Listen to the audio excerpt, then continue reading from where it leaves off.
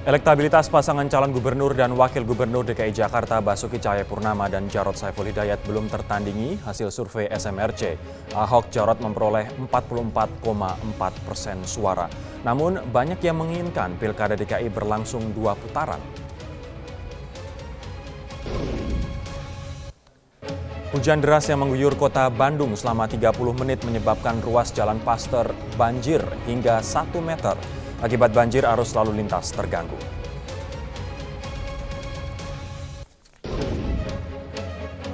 Badan Meteorologi, Klimatologi, dan Geofisika BMKG dan Badan Geologi Kementerian ESDM memperingatkan cuaca ekstrim akan melanda sejumlah daerah di Indonesia hingga 3 bulan ke depan. Salah satunya Bogor, Jawa Barat. Akibatnya bisa berdampak pada Jakarta.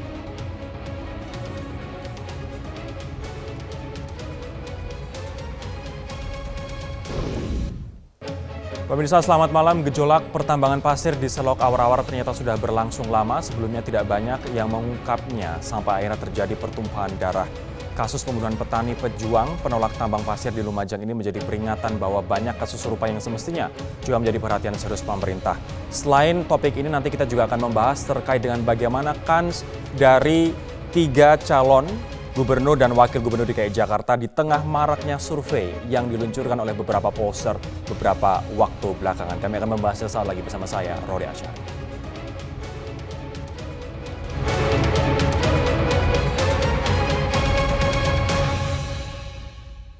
Pemirsa, elektabilitas pasangan calon Gubernur dan Wakil Gubernur DKI Jakarta Basuki Cahayapurnama dan Jarod Saiful Hidayat belum tertandingi. Pasangan petahana ini tetap unggul di setiap survei.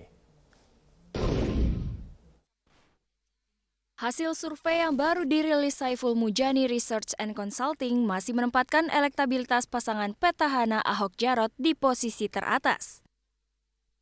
Pasangan ini memperoleh 4,4% dukungan suara.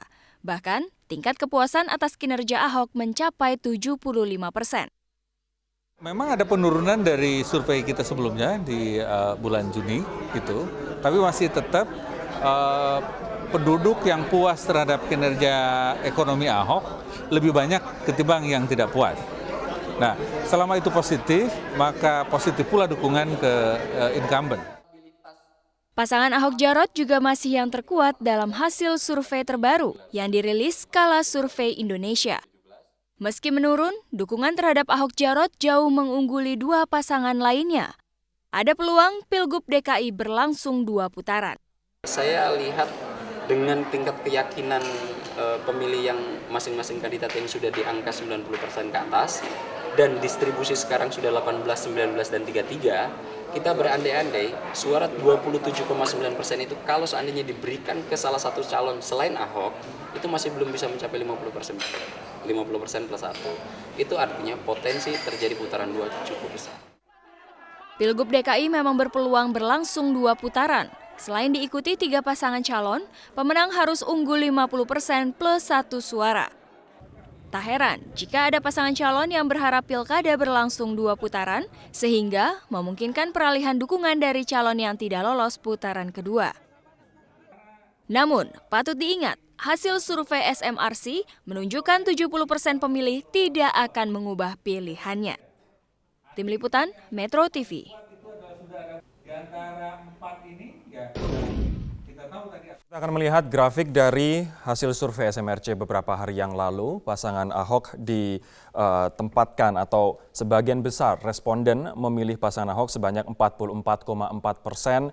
Kemudian pasangan Agus Silvi mendapatkan 22,3%, sementara Anies Sandi mendapatkan 19,9%. Sambil kita tunggu grafiknya, pemirsa, saya akan ke Mas Abbas terlebih dahulu. Ini hasil survei SMRC, dan jika melihat tren dari waktu ke waktu, siapa yang paling berpeluang untuk memenangkan Pilkada DKI? Belum bisa, sejauh ini belum bisa kita lihat dari tren ke waktu karena ini adalah survei benchmark pertama kita yang akan kita lihat perkembangannya nanti. 1 atau 2 bulan lagi kita akan lakukan survei lagi. Karena yang sebelumnya itu kan belum ada pasangan, Ahok sendiri, begitu juga yang lainnya.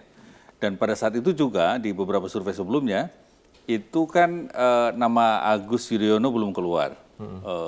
Nama-nama lain sudah ada Yusril, ada apa. Jadi untuk saat ini rujukan survei sebelumnya belum bisa menjadi benchmark untuk melihat progres ke depan. Kalau mau lihat progres ke depan, Bagaimana ya Anda ini melihat saat ini. survei yang lain, misalnya Polmark yang 28 September sampai 4 Oktober sudah memasukkan ketiga pasangan, LSI Lingkaran Survei Indonesia juga sudah memasukkan, Populi Center sudah memasukkan, dan mereka menganggap bahwa elektabilitas petahana semakin menurun, sementara dari SMRC mengatakan bahwa ini justru meningkat dibandingkan dengan periode sebelumnya, bulan sebelumnya.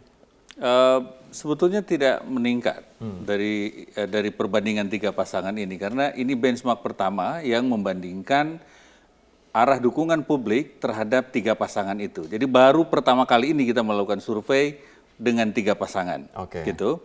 Jadi belum terlihat naik atau turun, ini karena baru titik awal. Nah, startnya dalam temuan survei kita ternyata Ahok cukup kuat dibanding dua pasangan lawan yang lain.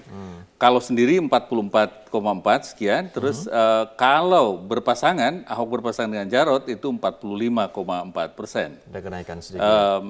Kenaikan dari individual ke pasangan. Ya, jadi ada faktor Jarot yang membantu kenaikan dukungan terhadap Ahok Jarot. Sementara Agus di kisaran 22 dan Anies di kisaran 19%. Nah, itu benchmark pertama kita. Nah, yang menarik adalah soal pemilih mengambangnya. Pemilih mengambangnya kita menemukan pemilih mengambangnya tinggal sedikit di kisaran 11% dan something gitu. Sementara di survei teman-teman yang lain masih cukup besar. Kita menemukan masa mengambangnya 11,6%. 11,6% saja masa mengambang yang belum menentukan pilihan atau merahasiakan pilihannya. Saya akan ke Bang Ruhut. Menurut Anda dengan profil seperti ini dari SMRC 44,4%, kalau saya boleh bilang dari media survei Indonesia, media survei nasional 34,2%, kemudian Populi Center, Ahok juga unggul dengan 45,5%, Lingkaran Survei Indonesia 31,4%, Polmark Research Center 31,9%. Akankah ini nanti tetap berlangsung seperti prediksi banyak orang 2 putaran, atau Anda melihat ini ada kemungkinan juga 1 putaran? Kami masih mempunyai keyakinan 1 putaran. Kenapa? Karena kami berterima kasih dengan semua lembaga survei termasuk Saiful Mujani. Saya punya guru politik Bapak Susilo Bambang Yudhoyono yang selalu mengajarkan saya percaya dengan lembaga survei. Saiful Mujani salah satu survei yang sangat dipercaya. Begitu juga survei-survei Populi, LSI dan lain sebagainya. Tapi ini kan penilaian Saiful Mujani. Kami terima kasih, terlepas kami masih sekitar 44%. Ini introspeksi diri bagi kami. Ya, saya pinjam lagi kata-kata Pak SB yang selalu mengajarkan saya. Semua tim saya kumpulkan, dipimpin Pak Prasetyo. Mari kita berbenah. Kerja untuk rakyat biar kembali simpati kepada kita, rebut menangkan hati rakyat. Saya juga akan bertanya kepada Bu Lena Mariana, politisi P3 Tim Ses dari Agus Silvi. Anda setuju, Bu, dengan apa yang disampaikan Bang Ruhut bahwa ini nanti akan 1 putaran saja? Ya, itu kalau melihat hasil survei yang ada, yang sudah dipaparkan oleh berbagai lembaga survei, saya melihat justru kemungkinan 2 putaran akan lebih besar. Karena di Undang-Undang Kekhususan DKI itu disyaratkan 50% plus 1. Tidak sama dengan pilkada-pilkada di daerah lain. Kalau kita melihat tadi yang dipaparkan oleh Mas Abbas, itu tren menurunnya kan ada ya Mas ya, kalau dibandingkan dengan survei-survei yang lain. Bahkan calon dari kami asli, Agus Silvi itu sudah melibas sedikit ya, melibas sedikit, walaupun ini kan juga ada margin of error yang sangat tipis ya, perbedaan antara asli dengan Anies Uno. 3,9%. 3,9%. Kalau melihat tren yang ada itu, saya membacanya bahwa 2 putaran akan lebih besar karena tadi Undang-Undang DKI mensyaratkan keterpilihan itu suara di atas 50%. Baik, akankah nanti 1 putaran, akankah 2 putaran? Apabila 2 putaran, seperti apa simulasinya nanti? Siapa yang akan masuk ke putaran kedua dan seperti apa simulasi perolehan suaranya? Kita akan bahas bersama-sama berdasarkan survei dari SMRC sesaat lagi.